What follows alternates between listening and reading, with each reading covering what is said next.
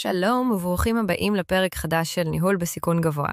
אני דנה, והיום נצלול לנושא שכל ארגון, פרויקט ואפילו סטודנט צריך להבין. הפחתת סיכונים. איתי כמו תמיד, רועי, מה נשמע? הכל טוב, והיום נוריד את כמות הבלתי צפוי עם שני כלים חזקים במיוחד. מודל טרה ומודל שלושת קווי ההגנה. יאללה, בוא נתחיל. סיכון דנה זה לא רק משהו רע. זה טווח האפשרויות של מה עלול לקרות, חיובי או שלילי. אבל מה שמטריד אותנו יותר הוא הסיכון השלילי. הפסדים, כשל מערכתי, תביעה משפטית או פרויקט שנכשל. בדיוק, ולכן ניהול סיכונים זה לא לבלום חדשנות, אלא לאזן בין יוזמה לאחריות. כאן נכנס מודל טרה לתמונה. טרה הוא ראשי תיבות לארבע גישות עיקריות להתמודדות עם סיכון. Transfer, Avoid, Reduce, Accept. נתחיל עם טרנספר, העברת הסיכון. תן דוגמה. בכיף. כשחברת הייטק מבטחת את עצמה מפני מתקפת סייבר, היא בעצם מעבירה את הסיכון לחברת הביטוח. תשלום פרמיה בתמורה לשקט נפשי. השלב הבא, Avoid, הימנעות. כשחברה מחליטה לא להיכנס לפרויקט במדינה לא יציבה פוליטית, זו החלטה להימנע מהסיכון כולו. אבל לא תמיד אפשר או כדאי להימנע. לכן מגיע Reduce, הפחתה. זו אולי הליבה של ניהול הסיכונים. פה נכנס למשל מערך ניטור, בקרות כפולות, בדיקות איכות, קווי הגנה פיננסיים. למשל, בנק שמזהה עלייה בסיכון אשראי באוכלוסייה מסוימת יכול לדרוש ביטחונות נוספים.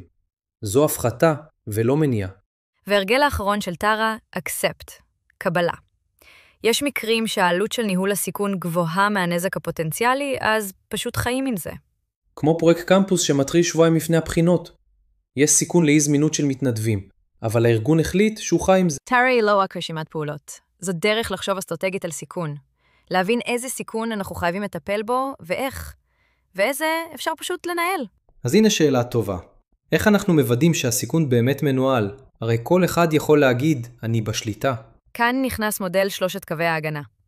מדובר במבנה ארגוני שחוצה תעשיות, מבנקים ועד מוסדות אקדמיים. או נפרט אותם. קו הראשון, יחידות הביצוע. האנשים שמבצעים בפועל, מנהלי פרויקטים, צוותים עסקיים, הם אחראים לזהות את הסיכון ולפעול בהתאם למדיניות. הקו השני, פונקציית ניהול הסיכונים והציות. יחידות עצמאיות יחסית כמו Risk Officer, אנשי רגולציה, הם מוודאים שהראשונים מבינים מה הם עושים, בונים תשתיות, מתווים מדיניות ובקרות. הקו השלישי, ביקורת פנימית. הגוף הכי עצמאי. נכנס לאחר מעשה, מבצע בדיקות, בודק ציות למדיניות, ונותן אינדיקציה לדירקטוריון או הנהלה בחירה אם המערכת באמת מתפקדת. הרעיון הוא להפריד סמכויות, להוריד עיוותים של ניגוד עניינים, ולוודא שיש שכבות הגנה. ממש כמו בגבינה שוויצרית.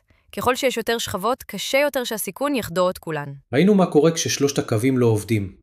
מברינגס בנק ועד מקרה וייסמן בהראל. בלי פיקוח עצמאי, הסיכון נוטה להפוך למציאות. אז אם אתם סטודנטים, יזמים או כבר עובדים, תזכרו ששני המודלים האלה, טרה ושלושת הקווים, הם לא מושגים תיאורטיים.